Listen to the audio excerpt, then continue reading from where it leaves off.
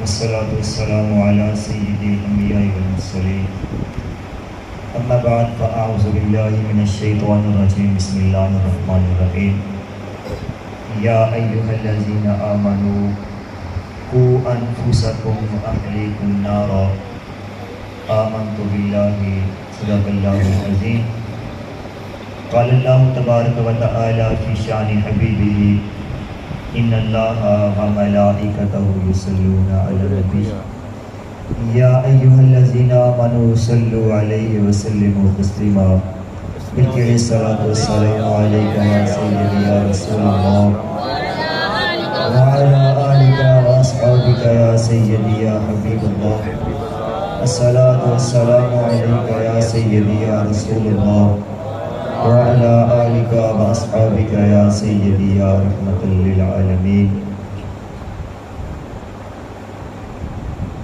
دنیا ہو مال و زر ہو کہ شہرت پرے مریں، دنیا ہو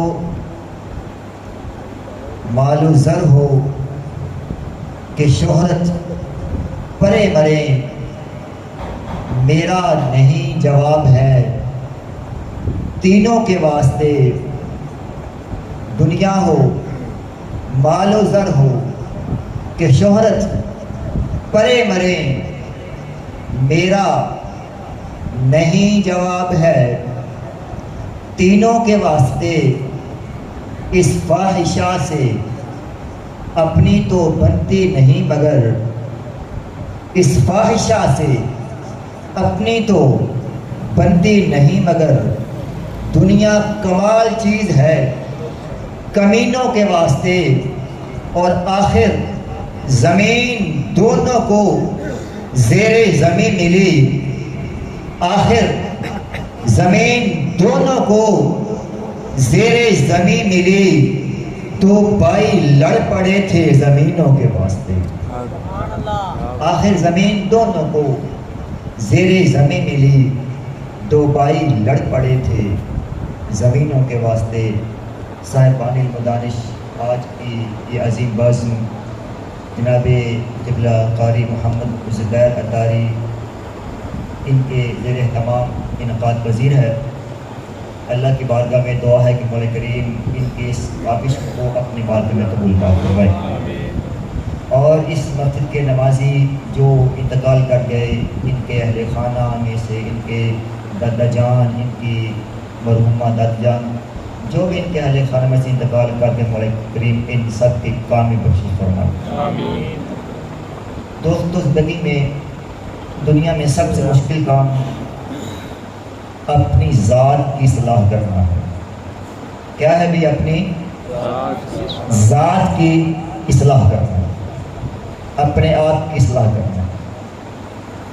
رب تعالیٰ نے اپنی لارحت کتاب میں فرمایا یا ایھا الذین آمنوا قوا انفسکم واہلیکم نارا.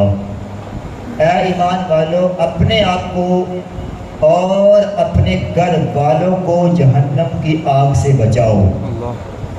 اپنے آپ کو اور اپنے گھر والوں کو اپنے اہل کو جہنم کی آگ سے بچاؤ.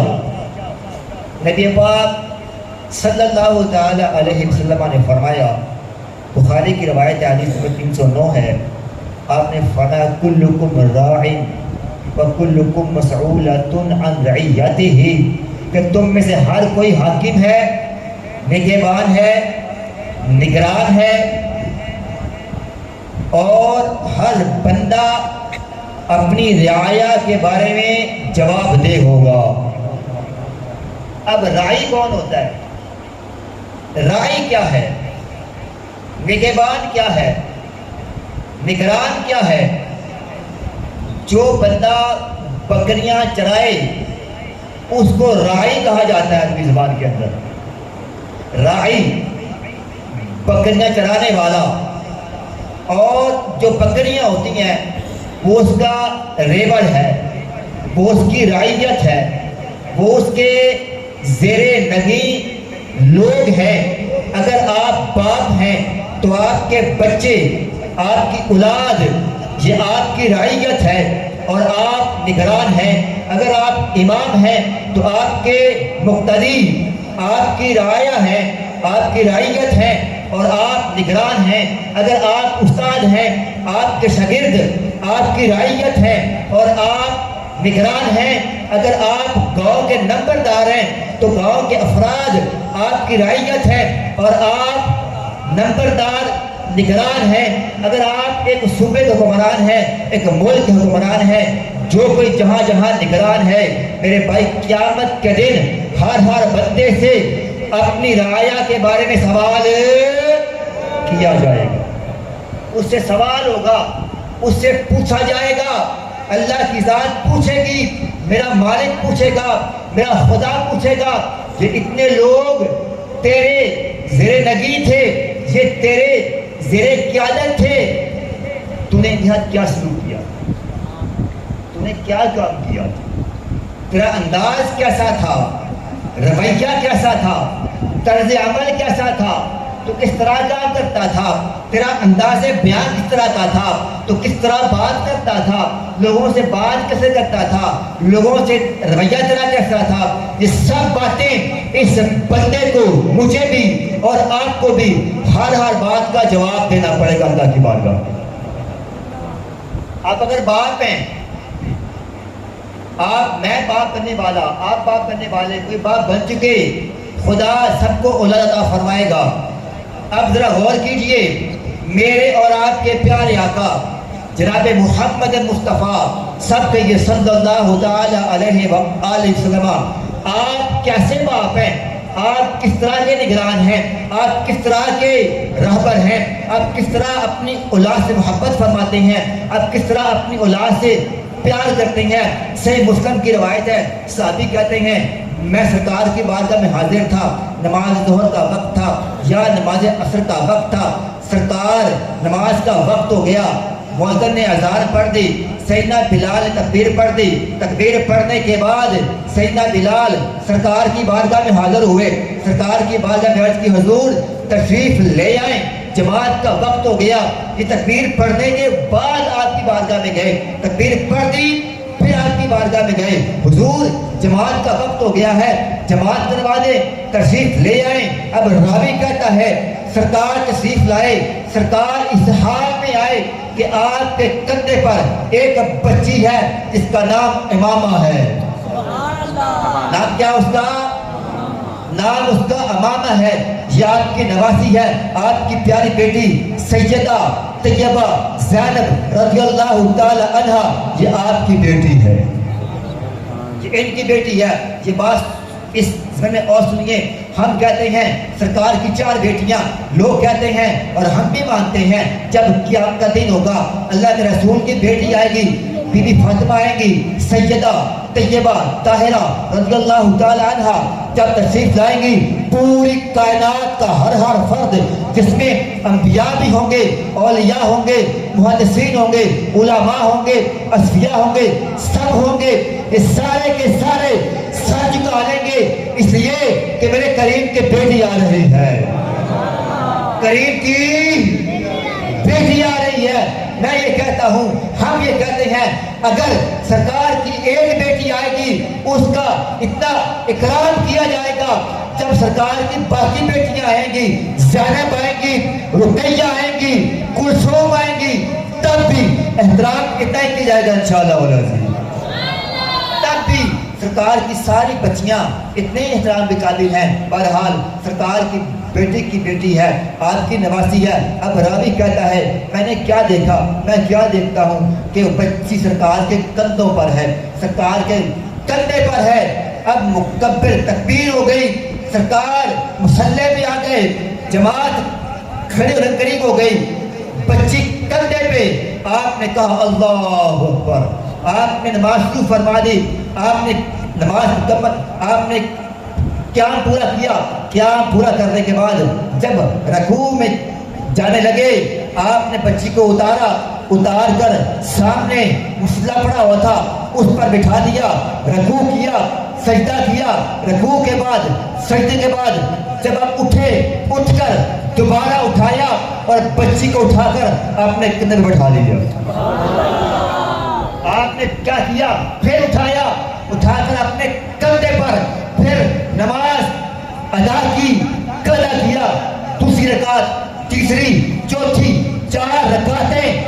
آپ نے پوری فرمائی۔ میرے بھائیوں آج کا باپ کیا کرتا ہے؟ بچہ باپ کا نام سن کے ڈر جاتا ہے، خوف کھاتا ہے، ابا گھر آ گیا ہے، باپ گھر آ گیا ہے۔ سیدنا ابو ہریرہ فرماتے ہیں ہم ایک دفعہ ایک سفر میں جا رہے تھے، سفر سے بنو قینقاع میں سرکار مدینہ صلی اللہ تعالی علیہ وسلم آپ تشریف فرما ہوئے، میں آپ کے ساتھ تھا۔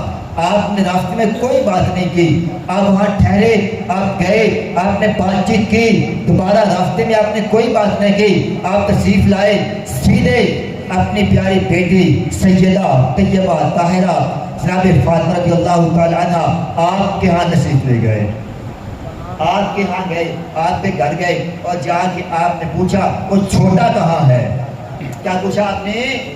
وہ چھوٹا کہاں ہے؟ وہ بچہ کہاں ہے؟ چھوٹا کہاں ہے؟ بچہ کہاں ہے؟ آپ نے 2 بار کہا، آپ نے 3 بار کہا۔ صحابہ کہتے ہیں ہم انتظار کر رہے تھے کہ شاید آپ کی والدہ نے، ان کی اماں جان نے ان کو نہلا رہی ہوں گی یا کپڑے پہنا رہی ہوں گی۔ کچھ دیر کے بعد جناب حسن رضی اللہ تعالیٰ عنہ تشریف لاتے ہیں، آپ باہر آتے تشریف لائے، آپ نے ان کو دیکھا تو راوی کہتا ہے کہ ان کے گلے میں ایک لونگ کا ہاتھ ڈالا ہوا تھا، اس میں خوشبو آ رہی تھی۔ اب سرکار نے ان کو دیکھا، دیکھ کر آپ نے کیا کیا؟ آپ نے اپنے دونوں بازو پھیلا دیے، دونوں بازو پھیلائے اور سیدنا حسن دوڑ کر آپ کی بارگاہ میں آ گئے۔ اب آپ ان کو چومتے ہیں، ان سے محبت کرتے ہیں اور پھر آپ نے ہاتھ بلند کیے، آپ نے اوپر دیکھا، آپ نے فرمایا یا اللہ میں اس سے محبت کرتا ہوں، یا اللہ میں اس سے محبت کرتا ہوں، اے مالک تو بھی اس سے محبت فرما۔ اور پھر آپ نے فرمایا یا اللہ جو اس سے محبت کرے تو اس سے محبت فرما، تو اس سے محبت فرما۔ بی بی عائشہ کہتی ہیں رضی اللہ تعالیٰ عنہ میری اور آپ کی اماں جان ہے، آپ فرماتی ہیں سرکار مدینہ صلی اللہ تعالی علیہ وسلم اپنے گھر تشریف فرما تھے، آپ بیٹھے ہوئے تھے، آپ کی ساری بیویاں آپ کے دائیں میں بیٹھی ہوئی تھی، ساری ازواج آپ کے دائیں بائیں تشریف فرما تھی، ساری بیٹھی ہوئی تھی، سب تشریف فرما تھی، درمیان میں آپ تشریف فرما تھی۔ اتنے میں ہوتا کیا ہے؟ آپ کہتی ہیں میں کیا دیکھتی ہوں کہ سرکار کی بیٹی آ جاتی ہے، سرکار کی بیٹی آ جاتی ہیں۔ اب سرکار کی بیٹی جب آتی ہیں، اب سیدہ عائشہ فرماتی ہیں، آپ کہتی ہیں میں نے سرکار سے زیادہ مشابہت میں جس طرح سرکار چلتے تھے اس طرح سیدہ فاطمہ چلا کرتی تھی، چلنے میں اور گفتگو میں، بات چیت میں بی بی فاطمہ سرکار کی مشابہ تھی، سرکار کے ہو تھی۔ آپ کہتے ہیں جس طرح سرکار تشریف لایا کرتے تھے، سرکار چلتے تھے، آپ اس طرح چلتی چلتی تشریف لاتی ہیں۔ اب ذرا غور کیجئے گا، اب آپ فرماتی ہیں میں کیا دیکھتی ہوں؟ جیسے ہی آپ کی بیٹی آتی ہیں، آپ کی بیٹی آپ کی بات میں تشریف لاتی ہیں، میرے قریب کھڑے ہو جاتے ہیں، سبحان اللہ، سرکار کھڑے ہو جاتے ہیں اور آپ کھڑے ہو کر اپنی بچی کا استقبال فرماتے ہیں اور آپ فرماتے ہیں مرحبا یا ابنتی، اے بیٹی آپ کو خوش آمدید ہو۔ اور بی بی عائشہ فرماتی ہیں میرے قریب نے اپنی بیٹی کا ہاتھ پکڑا، اپنی بچی کا ہاتھ پکڑا اور میرے قریب نے اپنی بچی کا ہاتھ چوم لیا، پھر میرے قریب نے اپنی بچی کا ہاتھ پکڑا، اس کو چوما اور پھر جہاں پہ آپ خود تشریف فرما تھی اب وہاں تشریف فرما ہو گئے، اب وہاں بیٹھ گئے اور جب تک آپ کا دل چاہا آپ ان سے باتیں کرتے رہے، سبحان اللہ، آپ ان سے گفتگو فرماتے رہے۔ میرے بھائیوں آج بچوں میں اور ماں باپ میں ایک فرق ہے، ایک ڈفرینس ہے۔ وہ فرق، وہ ڈفرینس کیوں ہے؟ کیا وجہ ہے؟ باپ شاید اپنا حق ادا نہیں کر پایا، بروز قیامت باپ سے بیٹے کے گناہ کے بارے میں سوال نہیں ہوگا کہ اس نے فلاں گناہ کیوں کیا ہے، کہ ہر بندہ اپنے گناہ کا خود ذمہ دار ہے۔ باپ سے سوال یہ ہوگا کہ اس نے گناہ کیوں کیا۔ کیا باپ نے اپنے بچے کو گناہ سے بچانے کی ترغیب دلائی تھی؟ کیا گناہ سے روکا تھا؟ یہ سوال باپ سے کیا جائے گا اور باپ اس سوال کا جواب دینے کا پابند ہوگا۔ آپ بطور باپ 2 مثالیں میں نے آپ کے سامنے پیش کی ہیں، اور آخری مثال سے بات فرمائیے۔ راوی کہتے ہیں ایک دفعہ ایک صحابی تھے، انہوں نے آپ کی دعوت فرمائی، ہم دعوت کے لیے حاضر ہوئے، ہم جا رہے تھے تو راستے میں سیدنا حسن اور حسین رضی اللہ عنہما کھیل رہے تھے۔ آپ گزر رہے ہیں بازار میں اور بچے کھیل رہے ہیں، بچے کھیل رہے تھے، سیدنا حسن بھی کھیل رہے تھے، آپ نے دیکھا وہ کھیل رہے ہیں، کھیلتے کھیلتے آپ رک گئے، آپ ٹھہر گئے اور آپ 2 قدم آگے بڑھے تاکہ ان کو پکڑے۔ جب آپ ان کے قریب گئے، جسے بچے کرتے ہیں، بچے 2 قدم آگے بڑھ گئے، وہ دوڑ گئے، جس طرح سیدنا حسن آگے بڑھے سرکار بھی آگے بڑھ گئے، اور 2 قدم اور آگے بڑھے سرکار 2 قدم اور آگے بڑھ گئے، وہ 2 قدم اور آگے بڑھے۔ اب صحابی کہتے ہیں سرکار سیدنا حسن سرکار کے آگے آگے دوڑ رہے ہیں اور آپ ان کے پیچھے دوڑ رہے ہیں۔ یہ کیا تھی؟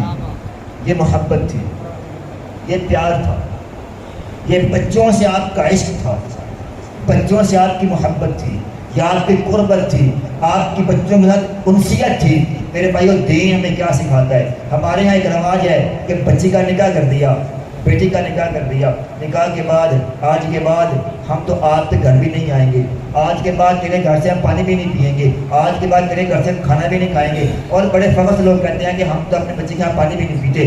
یہ اسلام کا فرمان نہیں ہے، یہ سرکار کا فرمان نہیں ہے۔ سرکار اپنی بیٹی کے یہاں بار بار جایا کرتے تھے، اور کئی بار جایا کرتے تھے، اور وہاں جا کے آپ کھانا بھی کھایا کرتے تھے، اور اپنے بچے کو کھانا کھلایا بھی کرتے تھے۔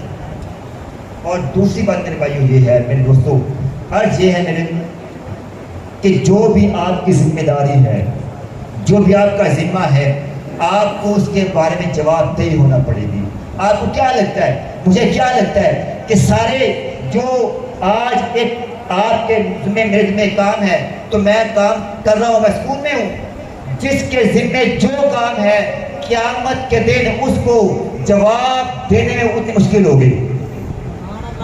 اگر میرے پاس 5 بندے کام کر رہے ہیں تو ان 5 کا میں جواب دہ ہونے والا ہوں۔ جو جتنا بڑے عہدے پہ ہوتا ہے اس کو اتنا بڑا جواب دہ ہونا پڑے گا۔ اس لیے میرے بھائیوں، جو بندے آپ کے ذمہ دار ہوتے ہیں، آپ کے آئمہ ہیں، آپ کے علماء کرام ہیں، آپ کے بڑے ہیں، آپ کے گاؤں کے بڑے ہیں، جہاں جہاں جو آپ کے رہبر ہیں، رہنما ہیں، ان کے بارے میں بات کرنا ہوتی ہے نا، یہ مت خیال کیا کریں بڑے سکون میں ہیں، وہ بڑے آرام میں ہیں، وہ بڑے عیش میں ہیں، وہ نہ سکون میں ہوتے ہیں، نہ آرام میں ہوتے ہیں، نہ وہ عیش میں ہوتے ہیں۔ انہیں ہر وقت اس بات کی فکر ہوتی ہے کہ بہتری کس طرح ہونی ہے، ٹھیک کس طرح ہونا ہے۔ اور آخری بات میری اور آپ کی اصلاح کے لیے میں عرض کرنے لگا ہوں، ایک میاں بیوی تھے، ان کا مکان دوسرے تیسرے پورشن پر تھا۔ اب ایک مصرع ہوا ہے کہ شام کو عصر کی نماز کے بعد چائے پینے لگے۔ اب ہوا یہ کہ اس کی بیوی کہتی ہے اپنے شوہر سے کہ اس مکان کی چھت کی، مکان کی کھڑکی میں شیشہ تھا، اس کے اندر سے دیکھا ساتھ والے گھر میں، اور وہ کہتی ہے کہ محترم یہ دیکھیں ہمارے ہمسائے کتنے گندے ہیں، اپنا گھر صاف نہیں کرتے، اپنا گھر صاف نہیں کرتے۔ وہ چپ کر گیا، چائے پیتا رہا۔ نیکسٹ ڈے پھر ہوا، شام ہوئی، چائے بیٹھے، اس نے کہا کہ دیکھیں ہمارے ہمسائے کتنے گندے ہیں، یہ اپنا گھر صاف نہیں کرتے۔ وہ چپ رہا، 1 2 4 5 دن کے بعد وہ اس طرح ہوتا رہا۔ اب ایک اس طرح ہوا کہ وہ شام کی چائے پہ بیٹھے تو اس کی بیوی کہتی ہے میرا خیال ہے کہ جو ہماری بات چیت ہوتی ہے نا، یہ وہاں تک پہنچ گئی ہے، بات تم تک پہنچ گئی ہے۔ اس نے کہا کیسے؟ تو اس کی بیوی کہتی ہے کہ آج ان کا گھر صاف ہے، آج گھر ان کا، بات آپ نے ضائع نہیں کرنی میرے بھائیوں، میں نے پتہ نہیں کیوں بات کی ہے یہ، کہ آج گھر ان کا صاف ہے۔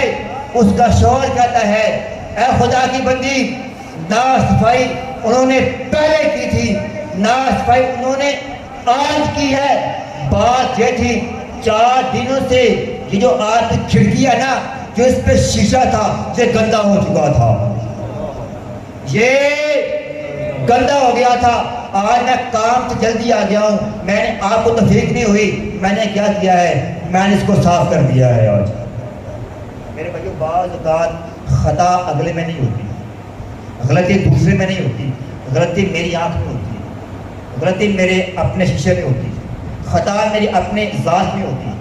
اگر اپنے آپ کو دیکھیں، میں نے پہلے بات کی، سب سے مشکل اپنے آپ کی اصلاح کرنا ہے، اپنی ذات کی اصلاح کرنا ہے۔ میرے بھائیوں، جو بندہ اپنی ذات کو سیٹ کر لے، اپنے آپ کی اصلاح کر لے، اپنے آپ کو ٹھیک کر لے، یا اپنی آنکھ کا شیشہ صاف کر لے، اپنے نفس کا شیشہ صاف کر لے، اپنا من صاف کر لے، اس کو پھر دوسرے انسان اگر برے بھی ہوں گے تو برے دکھائی نہیں دیں گے۔ اپنا شیشہ صاف کر لیں، اپنا من صاف کر لیں، اپنا آپ صاف کر لیں، اپنی ذات صاف کر لیں۔ اگر ایک سال پہلے بھی 30 مہینے پورے نافلے بھی کیے، نعتیں پڑھی بھی، پڑھائی بھی، میں نے بیان بھی کیے، بیان سنے بھی آپ نے، میں نے بیان کرنے کے بعد بھی، سننے کے بعد بھی اگر آپ کی ذات میں فرق نہیں آیا، اگر آپ میں نرمی نہیں آئی، اگر آپ میں آرام نہیں آیا، اگر آپ میں صبر نہیں آیا، تحمل نہیں آیا، اگر آپ کی ذات کا شیشہ صاف نہیں ہوا، تو میرے بھائی یہ کام میں اور آپ کر تو رہے ہیں، یہ آپ کے کان کی سماعت ہے، یہ میرے اور آپ کے کان سنتے ہیں، سن کر ان کو مزہ آتا ہے، کوئی نعت پڑھ رہا ہے، کان سنتے ہیں، مزہ آ جاتا ہے، دل کو سکون ملتا ہے، 5-6 نعرے مار لیتے ہیں، اس کے بعد کھانا کھایا اور گھر چلے گئے۔ میرے بھائی یہ نہ میرا مقصد ہے، نہ بائبل کا مقصد ہے، نہ یہ قرآن کا مقصد ہے، نہ میرے سرکار کے فرمان کا مقصد ہے۔ مقصد ذات کی اصلاح ہے، مقصد اپنے نفس کی اصلاح ہے، مقصد اپنے آپ کی اصلاح ہے۔ اور میری بات یاد رکھیں، یہ مقولہ ہے، من استوى یومہ فہو مذموم۔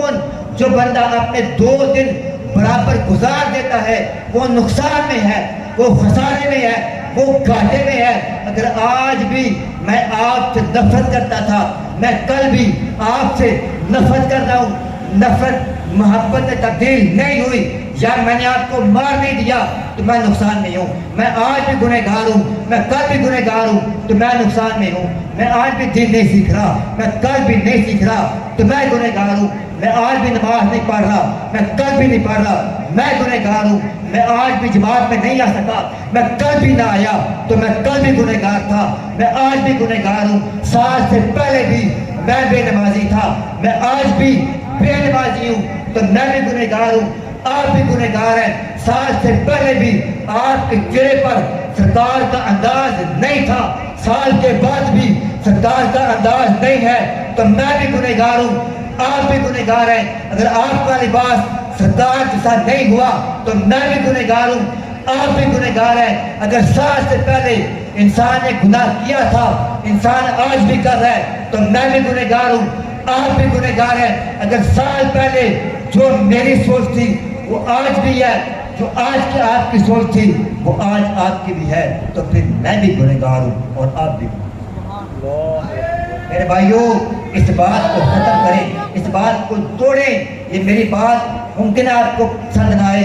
آج ہمارا پہلا پروگرام تھا بغیر طور پر، اگر مسجدیں آباد نہیں ہوتی، اگر نمازی نہیں پڑھتے، نوجوان مسجدوں میں نہیں آتے، مسجدوں کی صفحیں نہیں بڑھتی، تو پھر کیا فائدہ ہے؟ میرے بھائی یاد رکھیں، بات لمبی ہو گئی ہے۔ بروز قیامت سرکار شفاعت فرمائیں گے، سرکار اپنے غلاموں کو دیکھیں گے، لیکن ایک سوال کا جواب دے دیں، ایک بات کا جواب اپنے آپ سے پوچھیں۔ میں اپنے آپ سے پوچھتا ہوں، آپ اپنے آپ سے پوچھیں میرے بھائیوں، کتنا وقت سرکار کو دے رہے ہیں، کتنا وقت آپ نماز کو دے رہے ہیں، کتنا وقت آپ مسجد کو دے رہے ہیں؟ سال کے بعد صرف نعرے مار لینے سے یا سال کے بعد لنگر پکنے سے، پکانے سے، کھانے کھلانے سے ہمارا مقصد پورا نہیں ہوتا، ہمارا مقصد مکمل نہیں ہوتا۔ کل میں نے عرض کیا تھا کہ جتنے لوگ مسجد یہاں بیٹھے ہوئے ہیں وہ سارے نمازی چل کھڑے ہوں گے، آنے چاہیے تھے، لیکن آپ نے وعدہ وفا نہیں کیا، آپ نے وعدہ پورا نہیں کیا۔ علماء پہ بات کرنا آسان ہے، علماء کی تنقید کرنا آسان ہے، علماء کے بارے میں ہر بات کو نوٹ کرنا آسان ہے۔ میرے بھائیوں، اپنے آپ کو دیکھیں، اپنے نفس کو دیکھیں، اپنی ذات کو دیکھیں۔ اگر انسان اپنے آپ کو دیکھ لینا تو کیا کہتے ہیں کہ بندے کو سب سے اپنے آپ سے برا کوئی نہ آئے، اپنے آپ سے گنہگار کوئی نہ آئے۔ اس لیے میرا پیغام یہ ہے، میری محبت یہ ہے، میری گزارش یہ ہے، میری بات کسی کو اگر نہ پسند آئے تو میں سب کے سامنے، آپ کے سامنے ہاتھ جوڑ کر معافی مانگ رہا ہوں۔ لیکن دل کی باتیں ہیں، یہ دکھ کی باتیں، تکلیف کی باتیں ہیں۔ اللہ کی بارگاہ میں دعا ہے قرآن کریم مجھے اور آپ کو دین سمجھنے اور دین پر عمل توفیق عطا فرمائے۔ آمین۔